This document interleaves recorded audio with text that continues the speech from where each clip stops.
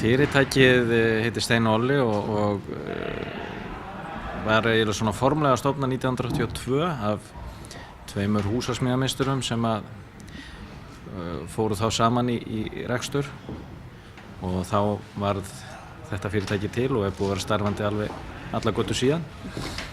Nú búið að vera að koma að nánast öllum helstu framkvæmdum hér í bænum og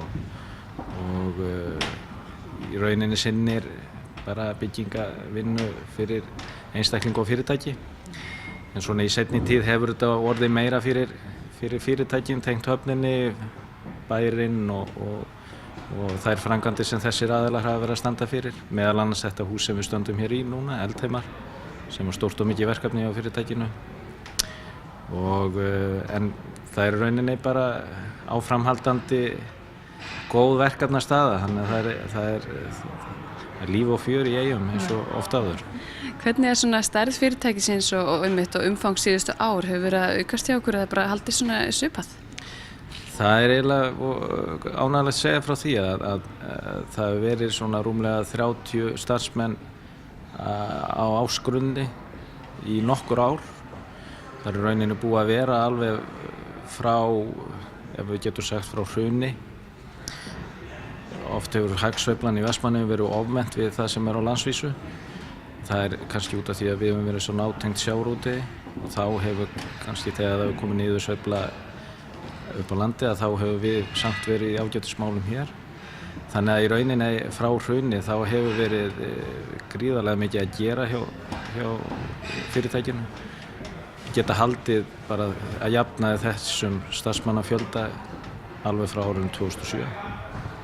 Og það er virkilega ánægjulegt að geta haldið úti líka bara fyrir byggðarlagið að hafa aðila í þessum geira sem getur þá tekið verkefni sem eru á ákveðinni stærðargráðu og svo eru auðvitað aðrir verktakar hér í bænum sem sinna þá líka öðrum verkefnum sem við komumst engan veginn yfir og sem betur fyrir bara góð flóra í þessu hérna í Eyjum.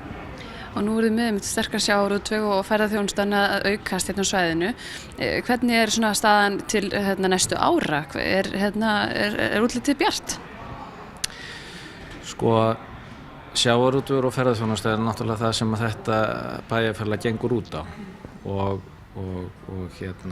sem betur fyrir ferðaþjónustan að aukast sem atvinnugrein hér í Eyjum. Við vorum allt og mikið háð eingöngu sjávarútvegnum alveg í rauninni til 2010 en staðan er held ég nokkuð góð ef við tökum sjávarútveginn, hann er sterkur og öflugur hér, við erum með stór og öflug fyrirtæki.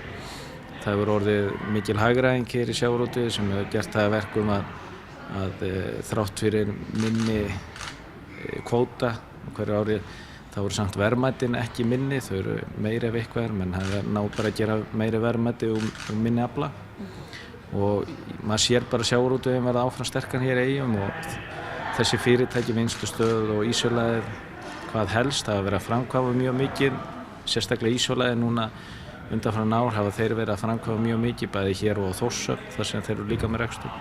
Vinnslustöðin er að fara af stað núna í miklum framkvæmdum. Þannig að það vera mikla framkvæmdir áfram hjá þeim aðilum. Meira spurningar mikið með ferðaþjónustuna út af því að eins og bara hefur margoft komið fram erum við í vandræðum með þessar samgöngur hér á milli sem gera það að verkum að ferðaþjónustuna á í erfiðleikum með að byggja sig upp til lengri tíma og á einhverjum ársgrunni. Þetta er of stuttur tími eins og þetta hefur verið undanfarin ár.